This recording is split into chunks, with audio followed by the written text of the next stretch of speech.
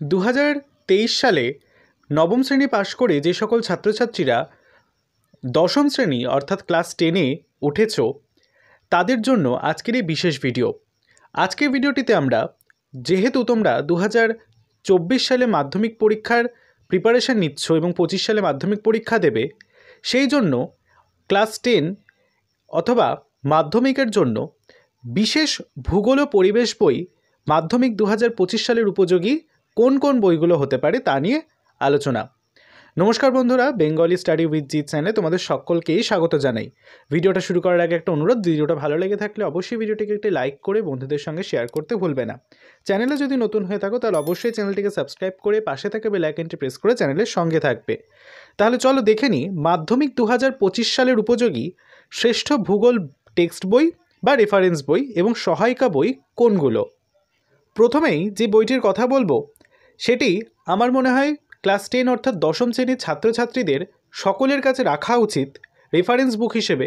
কারণ মাধ্যমিকে তো আমরা একটা বই দেখে নিশ্চয়ই পড়াশোনা করব না, অন্ততপক্ষে প্রতিটি সাবজেক্টের জন্য দুটো করে রেফারেন্স বই রাখতেই হবে।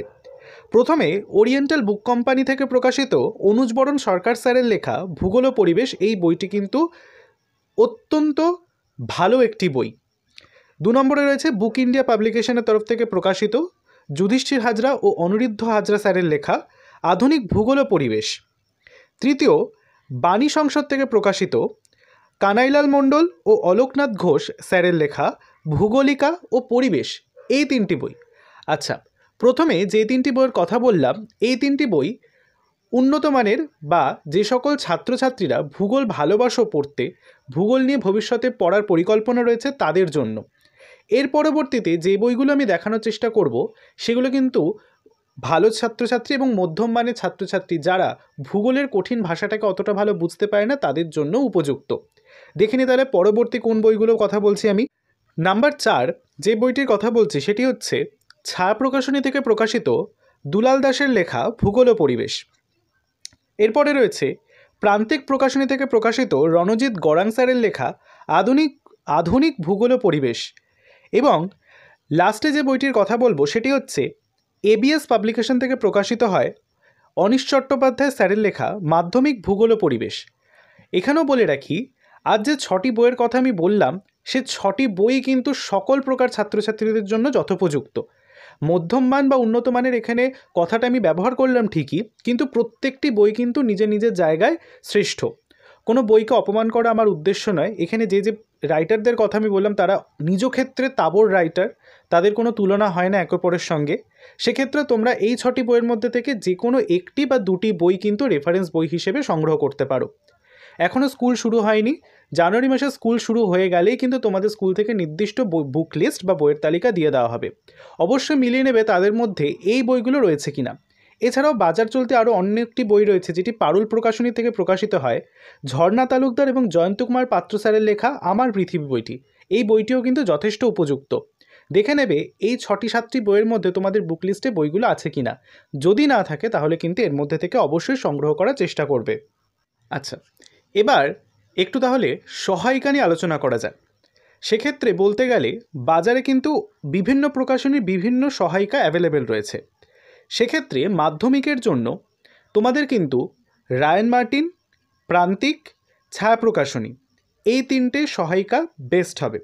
সর্বপ্রথম বলবো, যারা ভূগোলে ভালো নম্বর করতে চাও, 90%-এর বেশি নাম্বার করতে চাও, সেক্ষেত্রে রায়ান মার্টিনের সহায়িকা কিন্তু বেস্ট তোমাদের জন্য। এর পরবর্তীতে প্রান্তিক এবং ছায়া প্রকাশনীর লেখা অনেকাংশে একই রকম লেখা থাকে, সেক্ষেত্রে দুটোর মধ্যে যে কোনো একটা নেওয়া যেতেই পারে। এছাড়াও এবছর পারুল প্রকাশনীর তরফ থেকে একটি নতুন সহায়িকা বের করা হয়েছে, যেটির ছবি তোমরা এখন স্ক্রিনে দেখতে পাচ্ছ। এই বইটিও কিন্তু তোমরা চাইলে সংগ্রহ করতে পারো। ইতিমধ্যেই কলেজ স্ট্রিটে কিন্তু এই বইটা এসে গেছে। আমি যদি সংগ্রহ করতে পারি অবশ্যই বইটি একটি রিভিউ দেওয়ার চেষ্টা করব। তাহলে এই 4টি সহায়িকা অর্থাৎ রায়ান মার্টিন, প্রান্তিক, ছায়া প্রকাশনী এবং পারুল প্রকাশনী, এই 4টি কোম্পানির সহায়িকার মধ্যে থেকে যে কোনো একটি সহায়িকা কিন্তু তোমরা কিনতেই পারো। এবার একটা সতর্কতা অবশ্যই মনে রাখবে, যে কোম্পানির টেক্সট বই তোমরা কিনবে সেই কোম্পানির বা সেই লেখকের কিন্তু সহায়িকা বই কিনবে না। কারণ তিনি যেভাবে টেক্সট বইতে লিখেছেন সহায়িকাতেও কিন্তু সেই আদলেই লেখা থাকবে। তাই চেষ্টা করবে যে কোম্পানির বা যে লেখকের তুমি টেক্সট বই কিনেছো তার থেকে অন্য কোনো কোম্পানি বা লেখকের সহায়িকা বই কেনার, তাহলে কী হবে, লেখার গুণগত মানটা আলাদা থাকবে। সেক্ষেত্রে টেক্সট বই একরকম লেখা এবং সহায়িকা বই তার একরকম লেখা থাকলে তোমরা দুটো কীভাবে ব্যালেন্স করে লিখতে হয় সেটা লেখার চেষ্টা করতে পারবে। তাহলে আজকের এই ভিডিওটিতে আমরা মাধ্যমিক 2025 সালের উপযোগী ভূগোল শ্রেষ্ঠ বা শ্রেষ্ঠ ভূগোল টেক্সট বই বা পাঠ্য বই এবং সহায়িকা বই নিয়ে আলোচনা করলাম।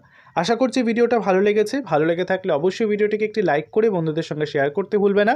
চ্যানেলে যদি নতুন হয়ে থাকো তাহলে অবশ্যই চ্যানেলটিকে সাবস্ক্রাইব করে পাশে থাকা বেল আইকনটি প্রেস করে চ্যানেলের সঙ্গে থাকবে। দেখা হচ্ছে পরের ভিডিওটিতে। সকলে ভালো থেকো। টাটা।